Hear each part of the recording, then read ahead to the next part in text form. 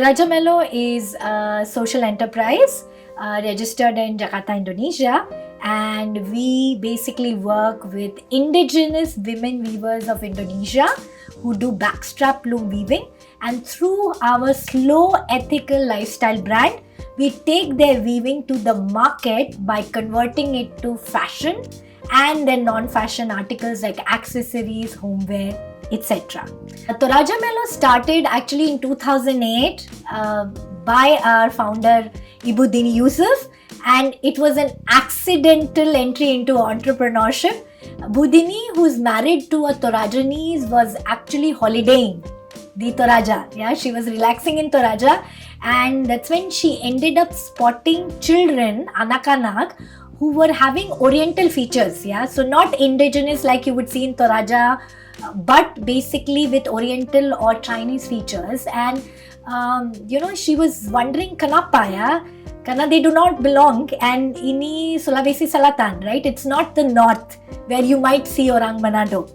So she asked, and then she found out that these were actually children of women in Toraja, local women in Toraja, who were forced to work out of Toraja, leave Toraja and work in places like Singapore, Malaysia, even Jakarta, and they would end up having children out of marriage.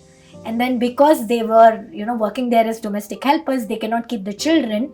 So they would come back and leave the children with their parents, and they would leave again. And these children would then be brought up by grandparents, obviously have a broken childhood, and also the women could not be with the children. So with this problem in mind, she asked them that, what can I do to support? And then she discovered that Toraja possesses indigenous weaving, which has been passed on for hundreds of years, and most of the women are Penenun. Tapi, because there was not a local market, they were forced to leave their homes. So dia bilang that if I buy your weaving, will you stay? So just by asking that question, she basically led to start of a movement where she got the women trained again on weaving, and she started by buying, then came training and development and connecting them to the market. This actually led to the local government also realizing the value of weaving, because what was happening is the locals were also not wearing the weaving anymore. Karena susah or mahal, but because she took the weaving outside of Indonesia, actually to Japan and other places, the locals started getting interested again that, our tenun is so nice and popular.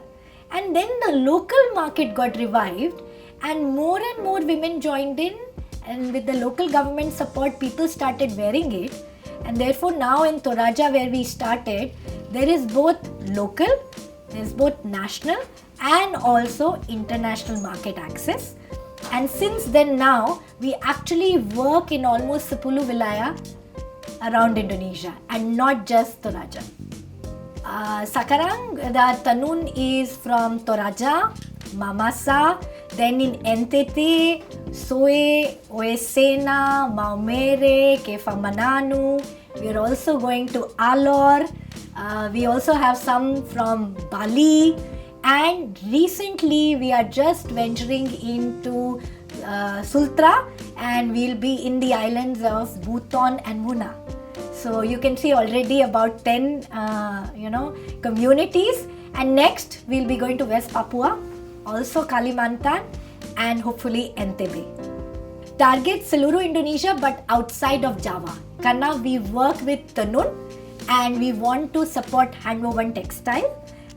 So therefore, karena Java is mostly batik, so we want to focus outside. We have a criteria. So we work in areas where there are trans-migrants, so transmigrasi, there is a trend of migration.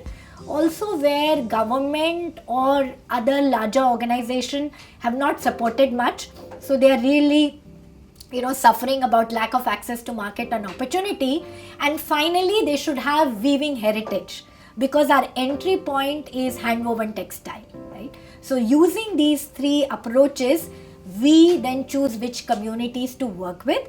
Also, what we try to ensure is we don't want to work with, Satu or Dua Penenun, because there can be some of these really famous and very good weavers, but it does not benefit the community, right? It does not pass on the long-term impact that a community can get. So we always try to work in areas where there are at least 10 to 20 weavers and there is a community existing, so that we can work with local collaboration rather than just look for, the best weaver and buy and sell. Yeah.